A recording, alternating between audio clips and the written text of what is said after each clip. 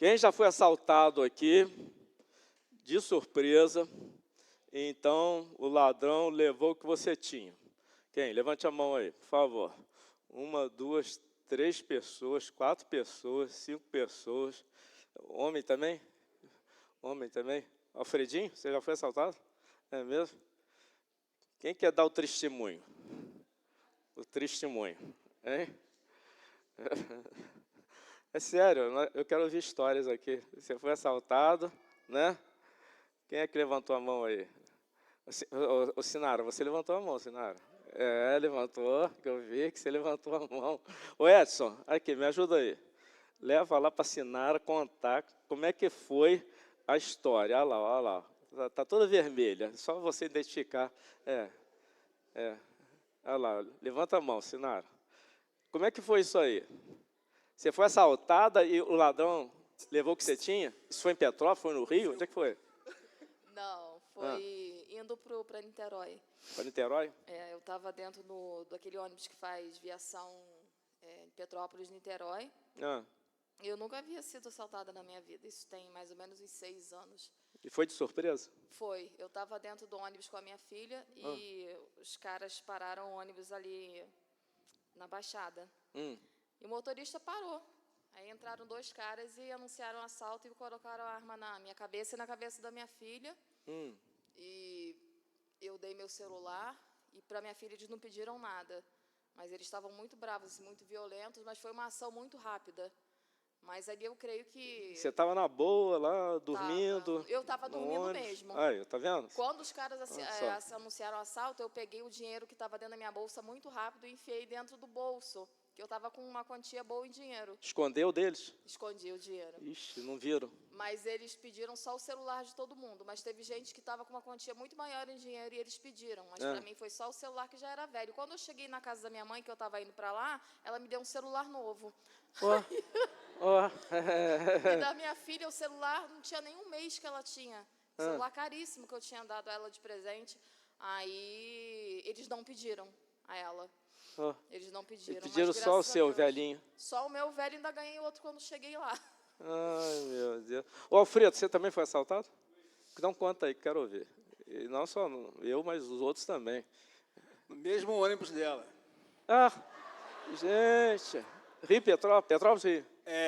Petrópolis de Niterói. Estava vindo de Niterói do trabalho, já tem muitos anos, né? E aí eu tinha... recém-casado. E eu tinha ganhado uma importância... Era cheques, na época eram cheques. Eu botei dentro da minha meia. Não sei por que eu fiz aquilo. Botei dentro da meia. E aí... Ainda bem, dentro da meia, né? Na meia. Já ouvi outros relatos aí diferentes. Aí eu coloquei na meia os cheques, assim, o dinheiro que eu tinha ganho naquele dia no consultório. Mas quando eu entrei no ônibus, a gente sempre conhecia aquelas pessoas, mais ou menos, que pegavam o mesmo horário, né, que a gente. E tinha uma pessoa, assim, diferente, um cara diferente, assim. Aí eu olhei assim, botei minha pasta do meu lado, assim, do banco. Eu sempre gosto de viajar no corredor. Quando, de repente, eu estava dando uma cochiladinha também, aí eu acordo com um cara com a arma no meu peito. Aí, cara, passa o relógio, me dá a sua mala. E o dinheiro está na meia. Não, aí calma. Aí ele falou para mim assim, deixa eu ver a carteira. Aí eu peguei a carteira, dei para ele. Aí ele pegou o dinheiro que estava na carteira, deixei lá uma importância na carteira. E aí, o que aconteceu? Quando eles estavam vendo outras pessoas, eu tirei minha aliança. E eles estavam pegando a aliança de todo mundo. Aí eu tirei a minha e botei debaixo da perna. Na época não tinha celular, essas coisas, não tinha nem celular assim. Mas, velhinho, hein? Foi bem... Eu devia ter uns 28 anos, 29 anos. Foi há 60 anos atrás. E aí, o que aconteceu? Quando veio o rapaz, eram 3, um ficou com o motorista, o outro ficou no meio do ônibus e um lá atrás. Quando o de trás veio, e eu estava todo de branco, e na época eles estavam roubando tênis, né? Tênis branco. E aí, tênis, né? Tênis importado. Aí ele mostrou para mim, mostra seu pé aí. Eu falei, não. O cara tudo na meia, né? Não. Aí eu pensei assim, não, meu Deus, por favor. Aí ele falou assim, aí o cara que tinha me assaltado falou para mim assim, o cara que já tinha feito o assalto comigo, né? O que tinha pego minhas coisas. Esse daí eu já vi, pode deixar. Aí ele foi embora, aí saíram do ônibus, ali na Baixada também, mesmo lugar. E aí foi isso. Aí fiquei bem tranquilo. Mas perdeu, né? Perdi alguma coisa, mas não foi muito, não. E as alianças de todo mundo eles levaram. Menos a sua. A minha eu botei debaixo. Não sei por que eu fiz aquilo, tirei e botei. Cristina, hein? Ô, gente, quero saber também de quem já foi de quem já sofreu tentativa de assalto, ou então não sofreu porque percebeu, porque discerniu, olhou, viu o que estava acontecendo e, de alguma maneira, se safou. Tem alguém aí com quem aconteceu isso? Tem? Como é que foi, Maria do Carmo? Aí, celular. Celular não, microfone. Eu estava vindo de plantão. Celular roubaram. Microfone. Estava vindo do plantão de Santa Teresa, cheia de bolsa, estava chovendo, estava de sombrinha. Aí quando chegou aqui no palácio, aqui na curva, estava eu vindo e uma irmãzinha nova aqui da igreja. E veio um rapaz do nada e botou a gente no portão e falou, passa o celular, passa o dinheiro, passa. Eu falei assim, eu cheia de bolsa, né, de uniforme, essas coisas tanto. Eu falei assim, moça, eu não tenho nada. Nós não temos dinheiro, nós não temos relógio, com o relógio no prato. Nós não temos dinheiro, nós não temos relógio. Estamos indo para a igreja, vem com a gente para a igreja. Aí ele, vai então, vai embora. Eu e a irmã viemos embora e demos um testemunho aqui no dia. Legal. Mas eu queria ouvir relato de quem percebeu que ia ser assaltado e então tomou providência e o mal não sucedeu. Ou seja, escapou, mas porque discerniu e então fez o que tinha que fazer para evitar o assalto. Alguém aqui? Alguém? Como é que foi, Luzia? Se liga no microfone. Hã? Eu peguei o ônibus do Floresta para subir, devia ser umas 9h30. E eu percebi que quando eu estava na fila do ônibus, que um rapaz estava me olhando muito. E quando eu mexi na bolsa, né, que eu botei o celular dentro da bolsa e peguei o dinheiro na carteira, ele ficou prestando muita atenção em mim. Aí eu entrei no ônibus, ele ficou do lado de fora. Depois ele entrou dentro do ônibus e sentou 2 bancos atrás de mim.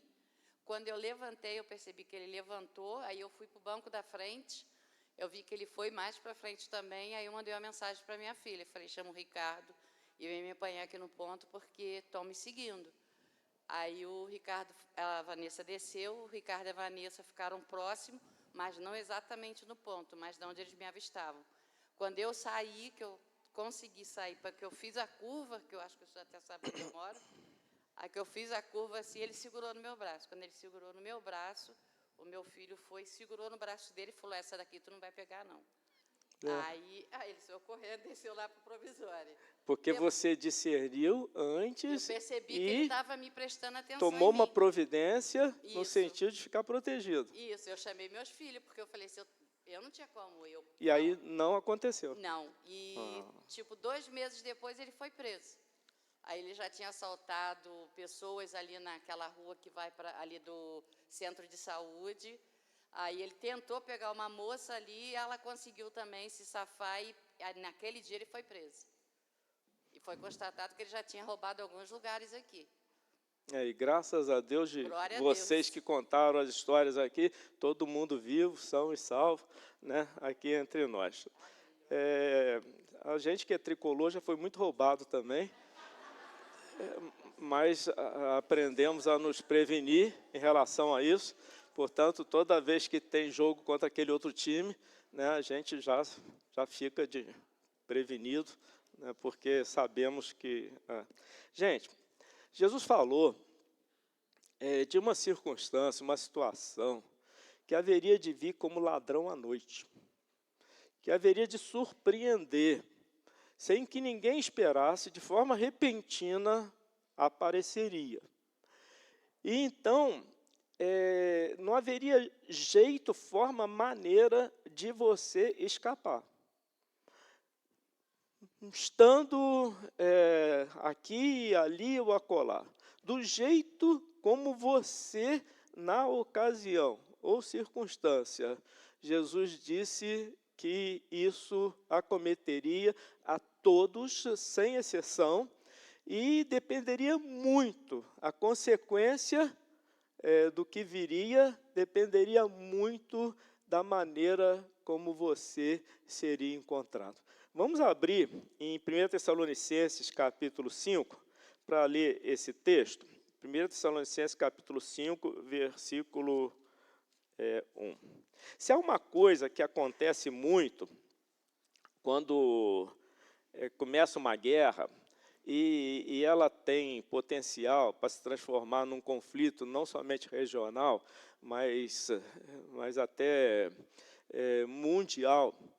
E se nessa guerra a nação de Israel está envolvida, o que acontece muito no meio dito evangélico é logo começarem a serem publicados escritos ou então vídeos de gente fazendo contas dos últimos dias, gente estabelecendo cronogramas detalhados, gente anunciando que Cristo está às portas, etc., etc. É sempre assim. Das outras vezes foi e desta está sendo novamente. As mídias sociais ficam repletas de pregações acerca do anticristo, ficam repletas de pregações acerca dos últimos dias, ficam repletas de pregações que falam de guerras e que Jesus está às portas, não sei o que são os últimos dias. Ora, os últimos dias, eles já são, desde que Cristo veio, habitou entre nós, sofreu, crucificado foi, ressuscitou dos mortos e então assuntou aos céus. Os últimos dias iniciaram nesse tempo. Então, eles já existem e nós os vivemos desde aquele tempo. Então, os dias de hoje não são mais últimos do que os dias do passado. E aqui nesse texto, 1 Tessalonicenses, capítulo 5, Paulo ensina a respeito da volta do Senhor. Vamos ler até o versículo 11. 1 Tessalonicenses 5, de 1 a 11. Irmãos, no que se refere aos tempos e às épocas, não há necessidade que eu lhes escreva. Versículo 2. Porque vocês sabem perfeitamente que o dia do Senhor vem como ladrão à noite. Quando andarem dizendo paz e segurança, eis que lhes sobrevirá repentina destruição, como vem as dores de parto à mulher que está para dar à luz, e de modo nenhum escaparão. Versículo 4. Mas vocês, irmãos, não estão em trevas, para que esse dia os apanhe de surpresa como ladrão. Porque vocês todos são filhos da luz e filhos do dia. Nós não somos da noite, nem das trevas. Assim, pois, não durmamos como os demais. Pelo contrário, vigiemos e sejamos sóbrios. Ora, os que dormem é de noite que dormem, os que se embriagam é de noite que se embriagam. Nós, porém, que somos do dia, sejamos sóbrios, revestindo-nos da couraça da fé e do amor, e tomando como capacete a esperança da salvação. Versículo 9. Porque Deus não nos destinou para a ira, mas para alcançar a salvação mediante nosso Senhor Jesus Cristo, que morreu por nós, para que, quer vigiemos, quer durmamos, vivamos em união com Ele. Portanto, consolem uns aos outros e edifiquem-se mutuamente, como vocês têm feito até agora. O dia do Senhor, desde o Antigo Testamento, sempre foi visto pelos profetas como um dia de julgamento, um dia de condenação, um dia em que coisas terríveis aconteceriam, um dia em que o caos se instalaria, um dia que deveria ser temido, um dia que deveria ser visto com muita seriedade e alerta por todos os de Israel que recebiam aquelas palavras vindas através dos arautos de Deus. Se você buscar textos em Isaías, Jeremias, Ezequiel, Amós, Joel, Sofonias, Malaquias, você vai ver o dia do Senhor como tendo muito mais ênfase de destruição, de julgamento, do que propriamente outra coisa. E não somente o Antigo Testamento, mas o Novo Testamento, quando ele se apropria da expressão dia do Senhor, ele o faz em consonância também com o tempo final. Jesus Cristo disse que o dia do Senhor seria o dia da volta, do retorno dele, o dia da parousia, o dia do advento do Messias pela segunda vez, o dia da chegada, do retorno dele a esta terra.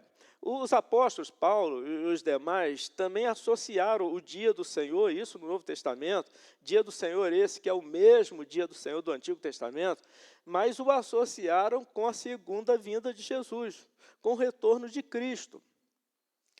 E tem um texto lá no profeta em que ele, em nome de Deus, pergunta que sim, mas por que vocês estão desejando o dia do Senhor?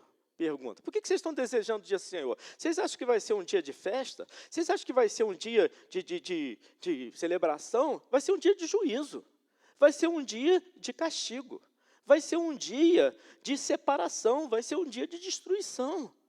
Por que vocês estão esperando o dia do Senhor, assim como se fosse algo que a princípio e antes de que qualquer coisa lhes traria grande alegria e paz, etc., etc.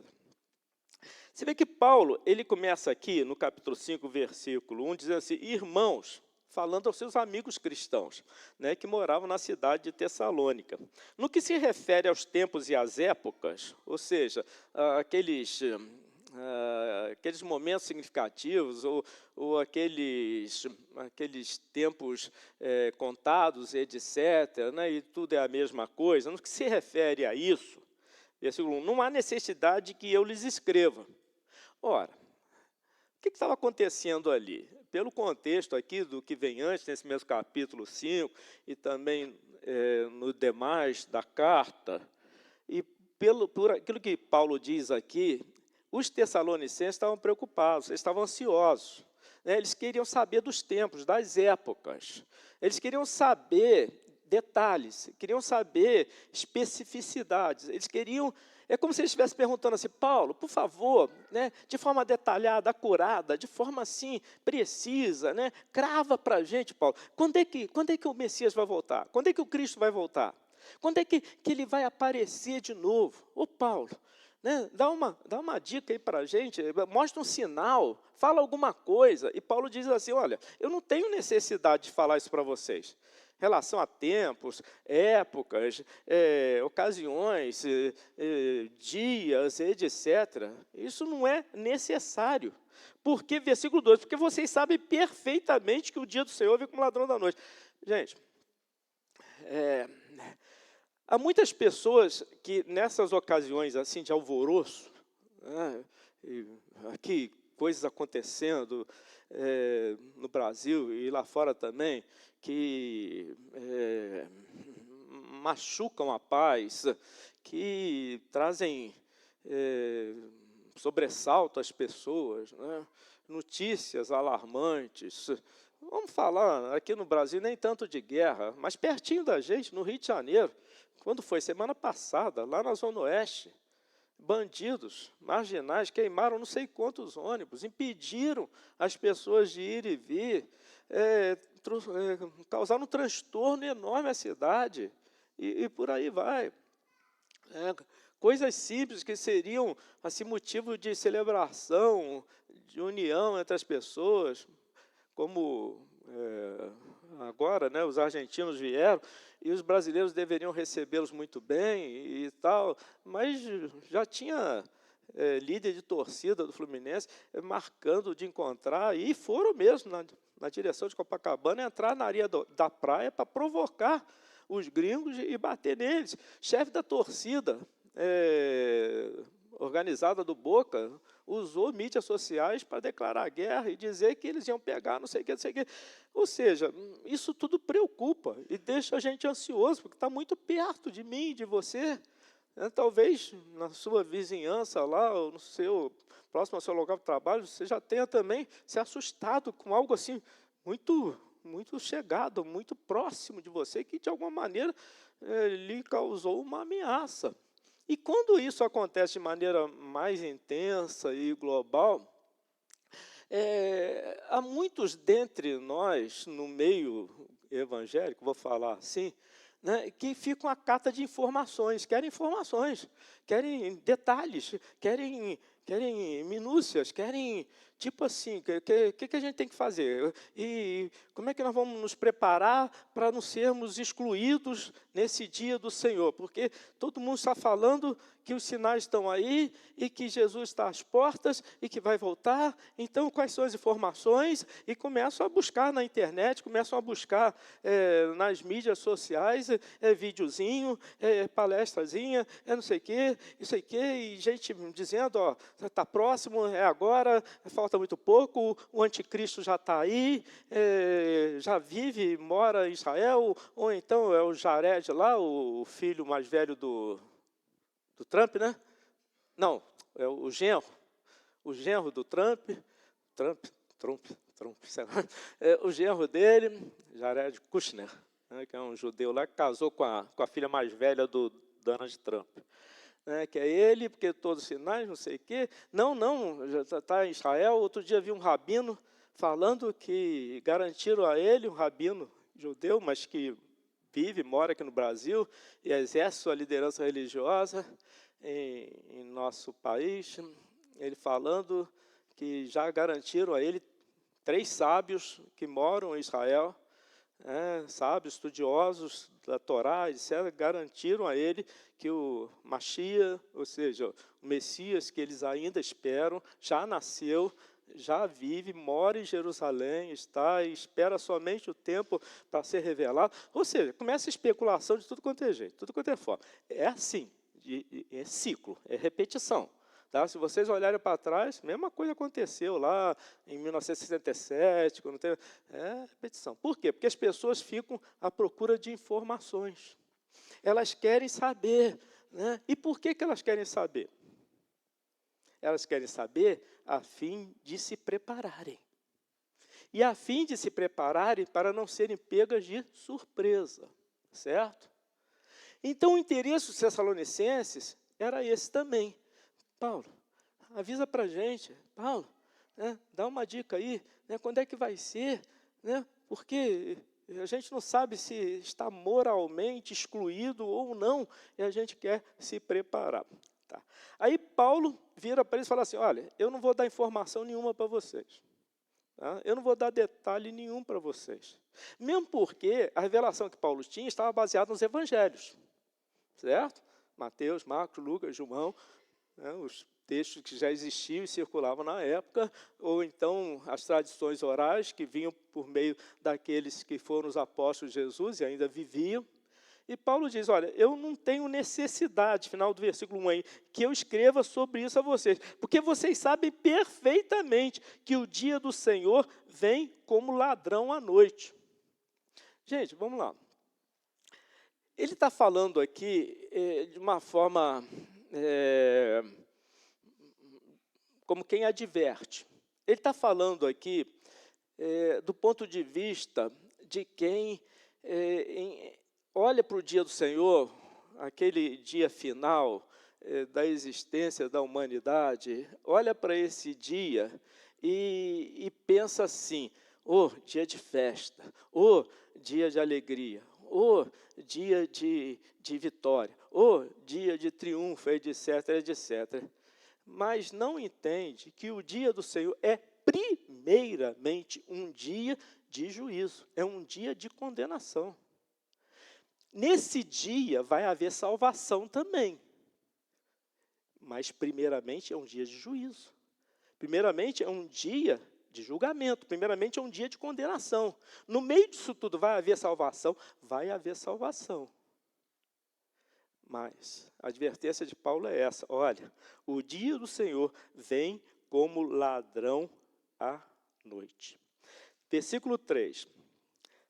Quando andarem dizendo paz e segurança, eis que lhes sobrevirá repentina destruição, como vem as dores de parto à mulher que está para dar à luz. A questão de dar à luz um ser humano é uma graça recebida, é uma bênção a ser comemorada. Mas o que está em foco aqui não é dar à luz, e sim a questão das dores. Quem já engravidou aqui e se tornou mãe, outro dia vi um bebê nascendo na porta do elevador. Não deu tempo da mulher chegar no hospital. Porque foi tão repentino, que o pai teve que segurar a criança ali, porque senão ela ia cair no chão. A sobrinha da Berê, a Gabriela, que teve agora, não sei, de repente estão lá nos Estados Unidos assistindo aí. A outra ali, a gargalhada da outra. Mas ela teve agora o terceiro filho, certo? 2 meninas, e agora veio o garoto. Gente, quase que não dá tempo. Mas foi tão assim, repentino, né, que ela começou a sentir as dores, e não vai dar, não vai aguentar, e o marido levanta, não sei o quê, arruma não sei o quê, e dor. Como é que foi a história, Mariana? Aí chegou no hospital, a partir do momento que iniciou, 20 minutos, em 20 minutos, depois que tinha começado a sentir as dores do parto, o bebê nasceu. Mas isso já estava dentro do hospital, deitada na cama, fazendo força, em 20 minutos. Aqui no Brasil demoraria quanto tempo, hein, pessoal, para a ambulância chegar, hein, e fazer o transporte, e ir no hospital achar vaga, hein? Quanto tempo? Lá 20 minutos. Sabem quantas ambulâncias chegaram lá, hein? E carros de apoio? 3, né? 3 ambulâncias, 10 paramédicos, isso para uma mulher que ia parir. Assim, ó.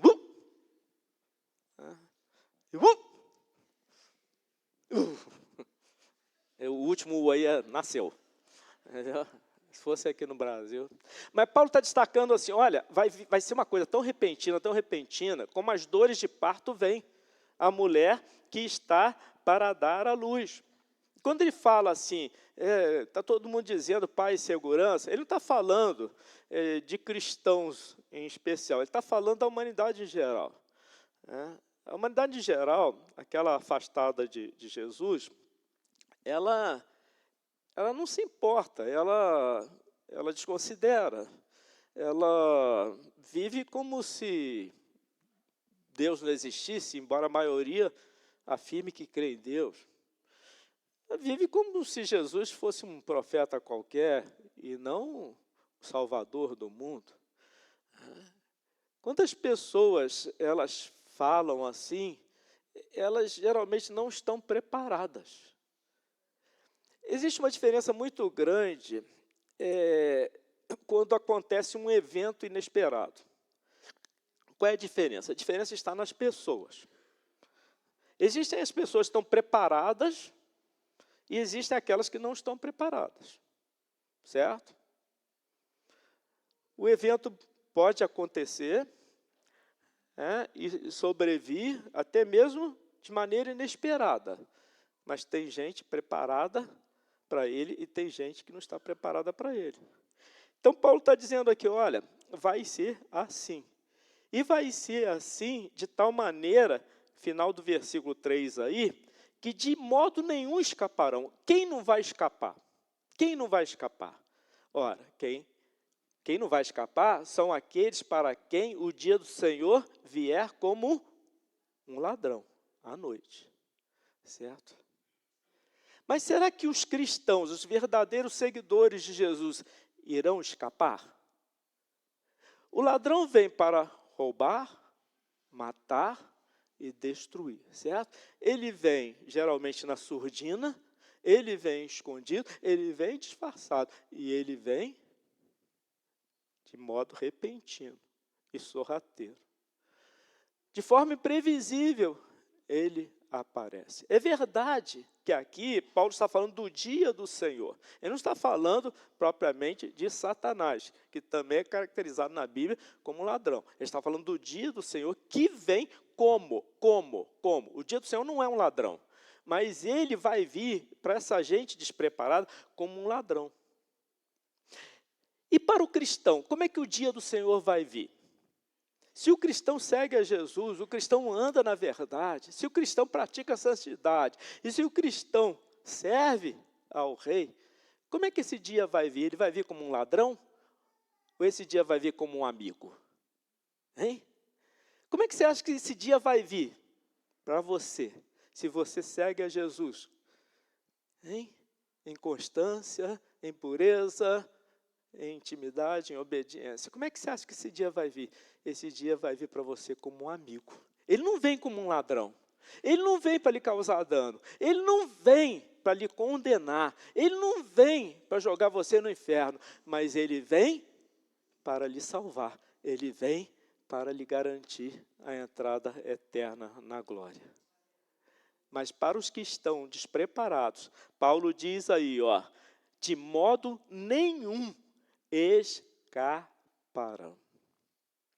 Sabe qual é o problema? O problema é que há muita gente, até mesmo dentro das igrejas, que quando Deus chama para a salvação, Deus chama para a santificação, Deus chama para o serviço, existe grande diferença.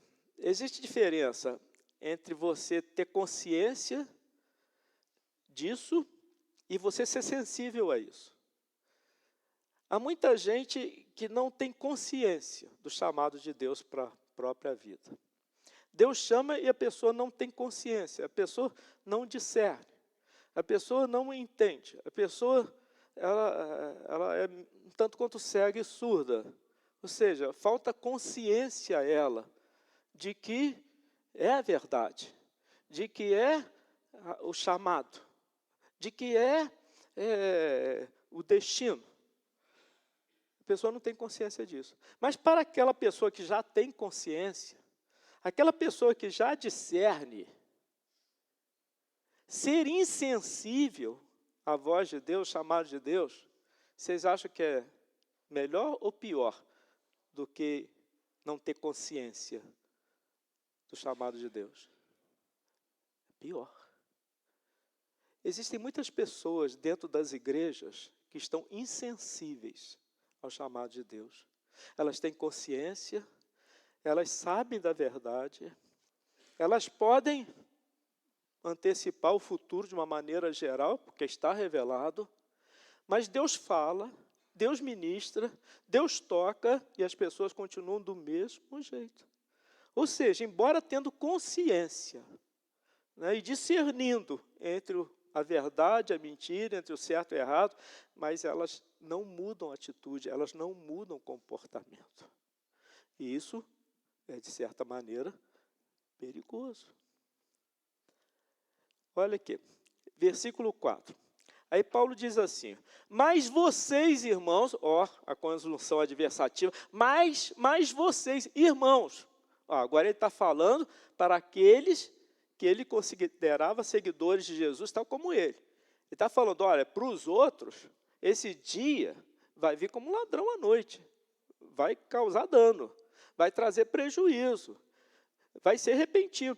Eles não estão esperando, porque eles estão achando que está tudo certo, tudo bem, paz, segurança, eles não vão escapar da condenação. Mas, versículo 4, vocês, irmãos, não estão em trevas, para que esse dia os apanhe de surpresa como ladrão. Não vai apanhar de surpresa como ladrão. Ao contrário, você vai receber um amigo. Você vai receber o seu Salvador. Você vai receber o seu Rei.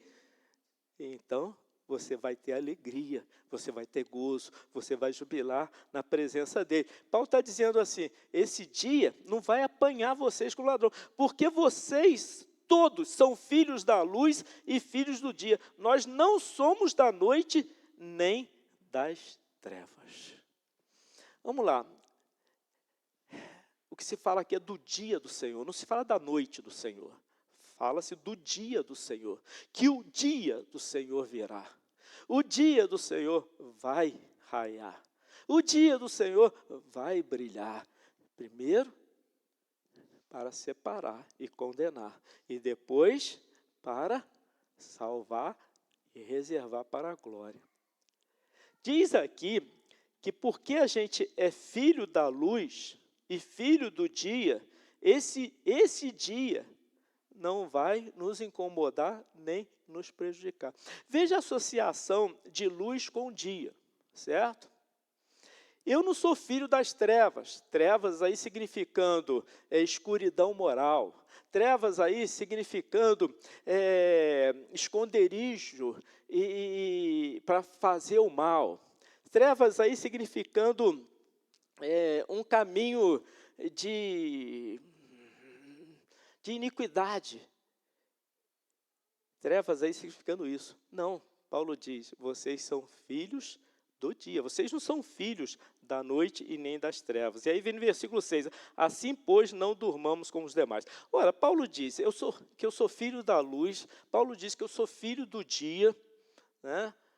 E ele diz que eu não sou das trevas, porque trevas era um estado em que eu me encontrava no passado, mas ele me transportou do império das trevas e me levou para o reino do Filho do seu amor. Ou seja, Jesus disse que ele era a luz do mundo e que eu também sou a luz do mundo e que essa luz que brilha em mim é a luz dele e essa luz está em mim como uma candeia para iluminar as nações. Então, como é que agora, no versículo 6, Paulo diz para a gente não dormir como os demais? Ora, mas por que eu tenho que receber esse alerta de Paulo? Se eu já sou filho do dia, se eu já sou filho da luz. Porque Paulo diz assim, pois, não durmamos como os demais. Ora, mas eu não estou dormindo no sentido do sono moral. Existem dois sonos, na verdade. Existe o sono mortal, que é a morte física propriamente, e existe o sono moral, que não é a morte física, mas é você está morto nos seus delitos e pecados. Você existe, você caminha, você se relaciona e diz, na verdade, você está morto. Paulo está falando aqui desse sono moral. Ele está falando aqui que eu não devo dormir como os demais. Pelo contrário, eu devo vigiar e ser sóbrio. Gente, vamos lá. Existem expressões que não são bíblicas, mas pertinentes e têm fundamento nas Escrituras. Olha só, o que Paulo está dizendo aqui? Ele está dizendo basicamente o seguinte, olha, o Cristo que virá, ele já veio, certo? Eu preciso ter essa ideia na cabeça, eu preciso ter essa dimensão, que o Cristo que virá, ele já veio. Então, se esse Cristo que virá, ele não veio ainda para mim, então ele também não virá para mim. Ou se ele veio para mim, mas se ele não veio em inteireza, porque não o recebi assim, ele não veio em plenitude, porque eu não o aceitei desse jeito, será que ele vai vir adiante em inteireza e plenitude para mim? E no mesmo raciocínio, na mesma linha de pensamento, eu devo ser aquilo que eu já sou. Quem eu sou? Quem eu sou? Então, eu devo ser quem eu já sou. Se eu sou um cristão, então quem eu devo ser? Um cristão.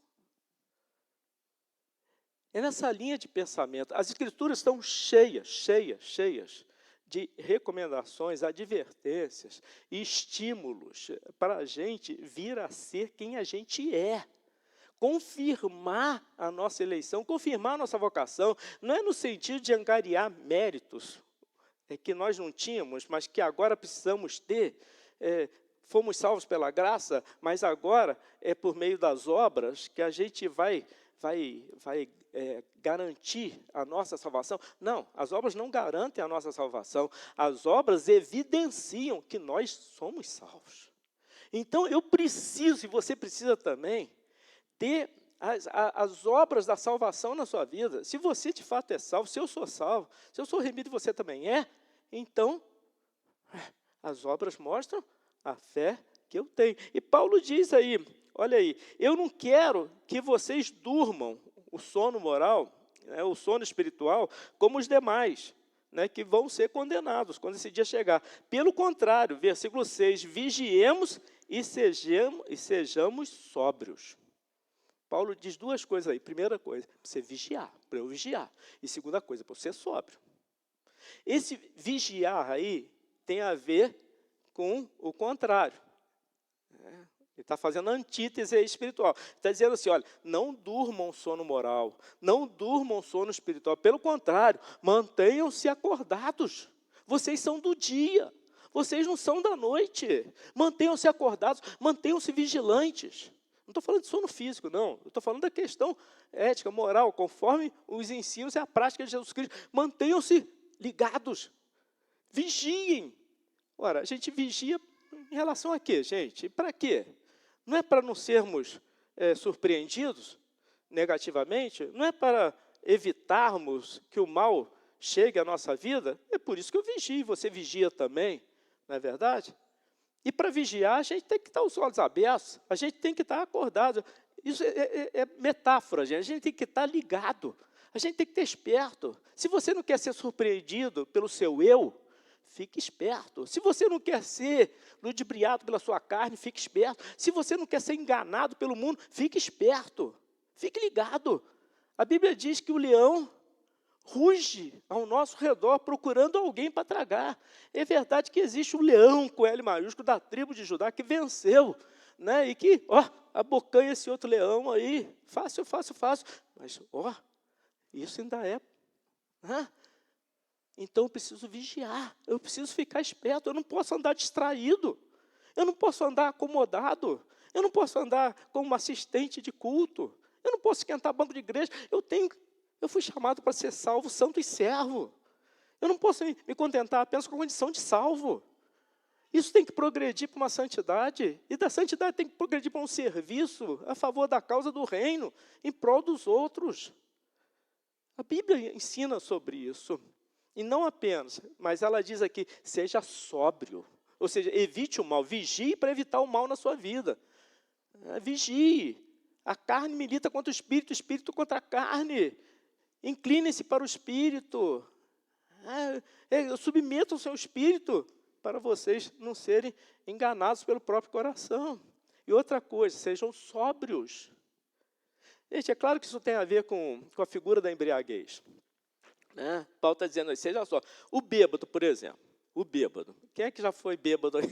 Quem é que já bebeu muito aqui? Não tenha vergonha não, porque agora você é nova criatura. Mas quem é que já bebeu muito aqui? E ficou bêbado mesmo?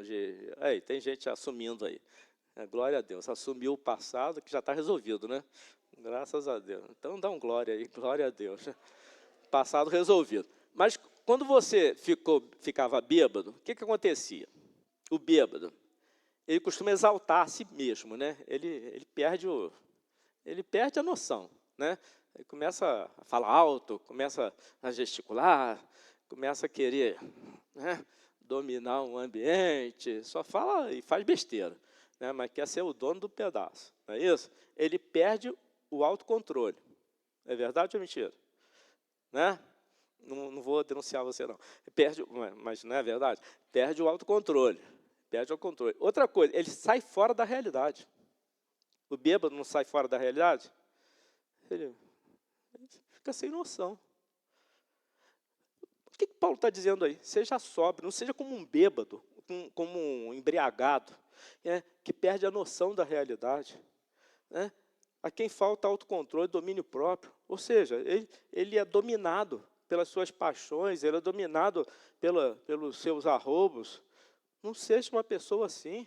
Seja sóbrio espiritualmente. Seja, nada de se deixar embriagar pelas coisas dessa vida, desse mundo. Você precisa ser sóbrio. Aqui, porque, versículo 7, porque os que dormem, é de noite que dormem. Aqui não está falando do sono físico, tá, gente? Está falando do sono moral. Os que dormem é de noite que dormem. E os que se embriagam, é de noite que se embriagam. Isso faz sentido, até do ponto de vista literal. Por quê? Porque, geralmente, as pessoas dormem, estou falando do ponto de vista literal, geralmente as pessoas dormem de noite, não é? É de noite mesmo. E, geralmente, as pessoas se embriagam de noite, não é? Embriagar de dia é ainda pior. Mas, para aquele que tem alguma responsabilidade, trabalha de dia, aí, quando termina o expediente, vai para o bar beber, chega em casa. Quantas vezes alguns aqui talvez já tenham feito isso? Chega em casa, já à noite, bêbado. E Paulo está fazendo uma comparação aqui, espiritual. Está dizendo, olha, quem dorme é de noite, ou seja, em meio às trevas da sua vida. Não vigia. E distrai-se com as coisas dessa vida. Né? Não assume a verdade e a justiça de Deus, etc. É porque a vida dele é uma noite. A vida dele é uma escuridão. A vida dele são trevas. Ele não tem a luz da vida. Ele não tem a mim. que sou a luz do mundo. Né? Ele não tem a luz da revelação de Deus, ele não tem a luz da palavra do Senhor. Então, a vida dele é em trevas, por isso que ele dorme. Ou então, ele se embriaga, ele perde o controle de si, né, por fatores externos e até próprios, e geralmente é porque a vida dele é trevas.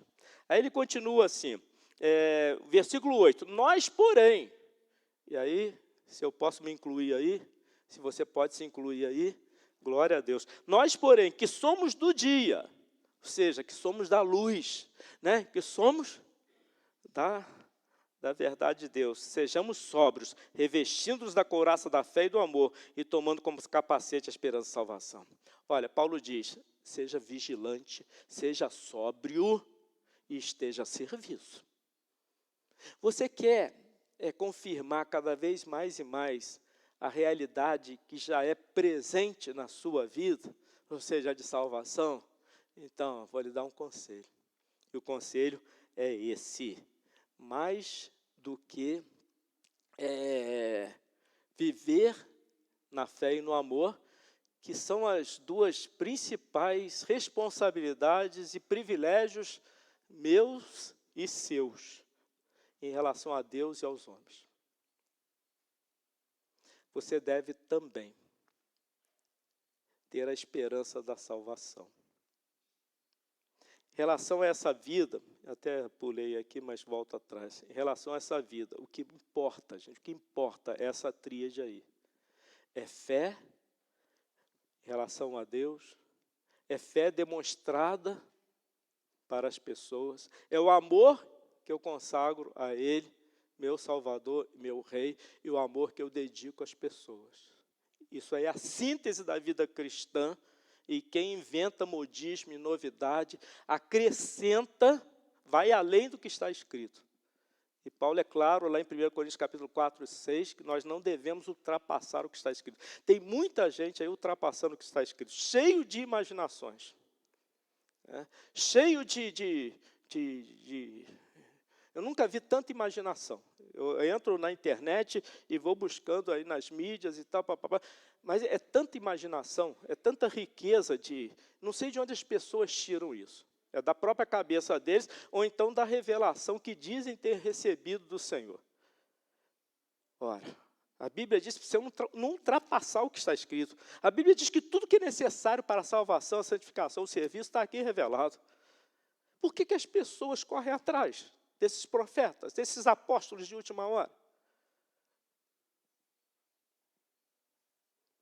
Se tudo está aqui revelado. Mas antes, diz aí, né, nós, porém, que somos sejamos sóbrios, revestindo a couraça da fé e do amor, e tomando como capacete a esperança da salvação. Olha a figura do soldado aí, né?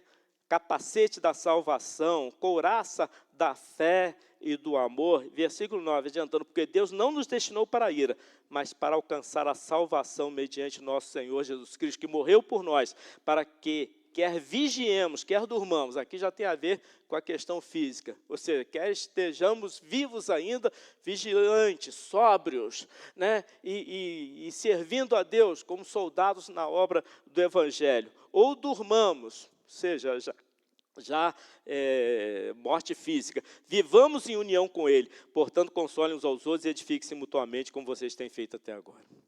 Uma vez perguntaram a um cristão escocês, né, que estava à beira da morte, perguntaram não, quiseram prepará-lo, quiseram confortá-lo, mais do que confortá-lo, o pessoal da música pode ver, quiseram prepará-lo, né, para o suspiro final. E ele virou e falou o seguinte: eu já preparei o meu telhado no tempo bom.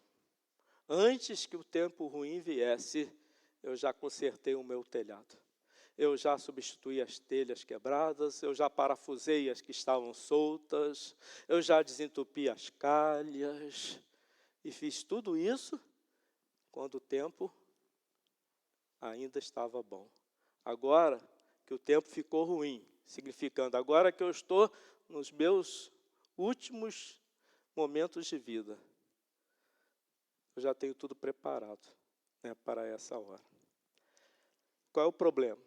O problema é que muitos de nós procrastinamos, muitos de nós adiamos, muitos de nós deixamos cada vez mais e mais para adiante resolvermos nossas questões espirituais, nossas questões congregacionais, nossas questões sacerdotais, nossas questões relativas à eternidade.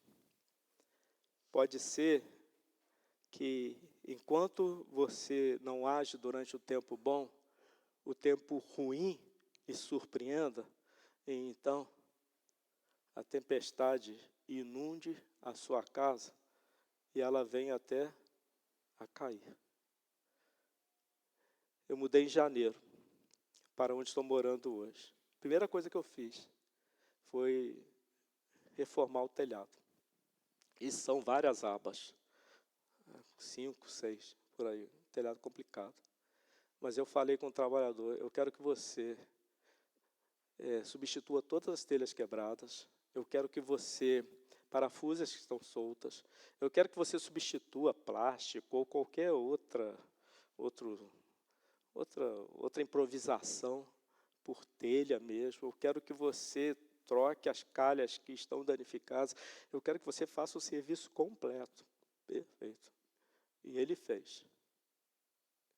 Mas ficou muito bom. E aí vieram as tempestades, vieram as chuvas fortíssimas de verão, né, e nada aconteceu. Mas ele me fez uma advertência. Me chamou do lado de fora e apontou para mim uma árvore alta, grande, que está dentro do meu terreno, e falou assim, olha, o senhor tem que podar aquela árvore, porque aquela árvore, ela está muito alta. E outra coisa, ela solta muita folha. E aqui onde o senhor mora, venta demais, venta demais. A gente fazendo o serviço, fazendo o trabalho, em cima do telhado, e sentindo as folhas caindo sobre nós e em cima das telhas, em razão do vento forte e também por causa do tipo de árvore. Que é assim, ela solta muita folha, então o senhor tem que podar aquela árvore. Mas aí o tempo passou e tanta coisa para fazer, né? Então, e eu, descansado, né, relaxado, puxa, já fiz tudo. Né? Já fiz tudo. Ele falou também, só tem que, de vez em quando, só tem que limpar essas calhas, né, em razão da quantidade de folhas que caem. Poxa, mas eu tinha limpado tudo. Recolhido sacos e sacos e sacos de folhas, de lama, lodo, terra. Eu falei, mas ele tinha me dito. O que aconteceu? Vocês sabem daquela chuva torrencial que houve de madrugada, numa terça-feira? Caiu o céu, né? O céu não, mas caiu a água do céu. De 3,5 às 4,5, lembra? Foram 81 milímetros de chuva, só naquele período de 1 hora. Gente, mas era tanta água descendo, tanta água descendo, tanta água descendo. E era de noite. O que seu Paulo e Dona Berê estavam fazendo?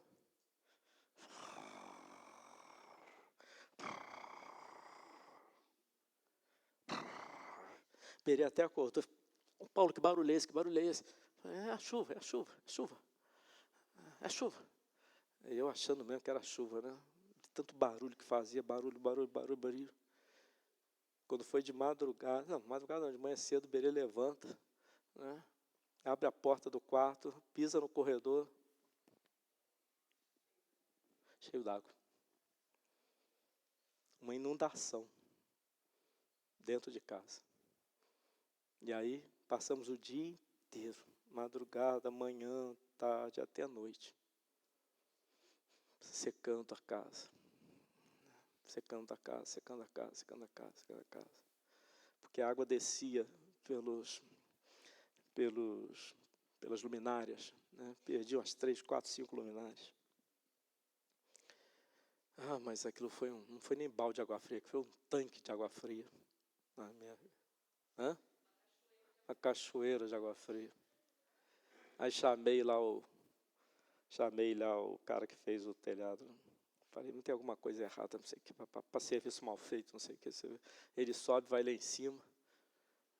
Daqui a pouco ele pede, seu Paulo, manda um saco aí para mim. Saco? É um saco, mas grande. Aí ele volta com um saco cheio de folha. Cheio de folha, folha. Dois sacos cheios de folha. Assim, estavam entupindo a calha. E o que ele disse para mim? Seu Paulo, calha entupida. E fez com que isso acontecesse. A quantidade de água, mas principalmente a calha entupida. Aí lá veio ele. O senhor lembra que eu falei com o senhor dessa árvore? O senhor lembra que eu falei com o senhor que o senhor tinha que podar a árvore?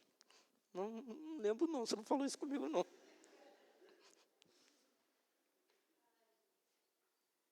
Gente, mais importante, muito mais importante, incomparável mais importante do que você obter informações, ficar fazendo cálculos para quando Jesus vem, é você estar preparado.